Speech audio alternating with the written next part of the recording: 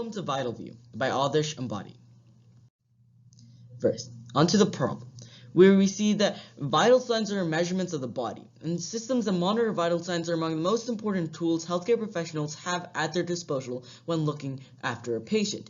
Even small changes to certain vitals can be early warning signs, and in cases where patients are unconscious, sleeping, or unable to communicate, vital sign monitoring is even more crucial. Onto the goals of our project, which are to design and develop a vital signs monitor that is contact-free and low cost, but also presents the many advantages of being unobtrusive, a lifesaver, useful to first response officers, hygienic, sending notifications, and maintaining a record. Next. Now we'll understand PhotoPlethysmographic, which is how we determine our heart rate. You see, as the heart contracts, more blood goes into the arteries and veins, and this more blood means more green light from outside sources will be absorbed, and less green light will be reflected back. And the vice versa is true when the heart actually expands. This creates a wave, and the frequency of this wave is the heart rate. Design overview, we can see that the Raspberry Pi captures the information from the sensors, sends it to the cloud, which computes the information and sends the vital signs to a web server, which the app accesses in order to produce what you see on the right. Next, 496 tests were conducted with 62 testers.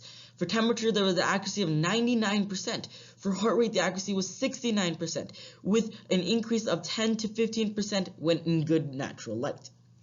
Now onto our business aspect.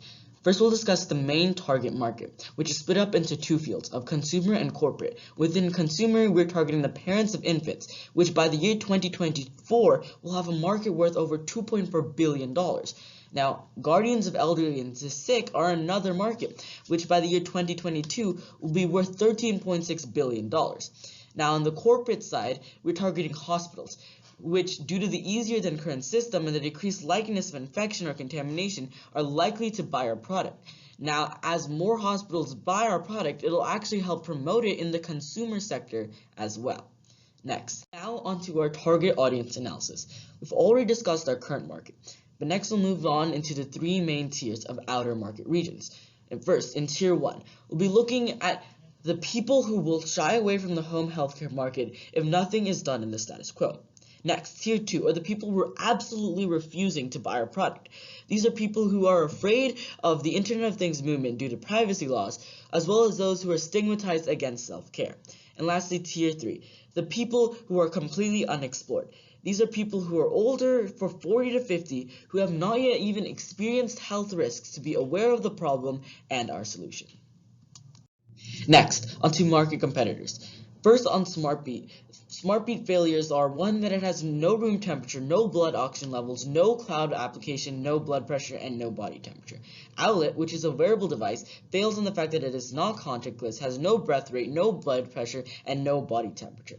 Now, regular baby monitors don't even check vital signs, but also most of them aren't even an application based.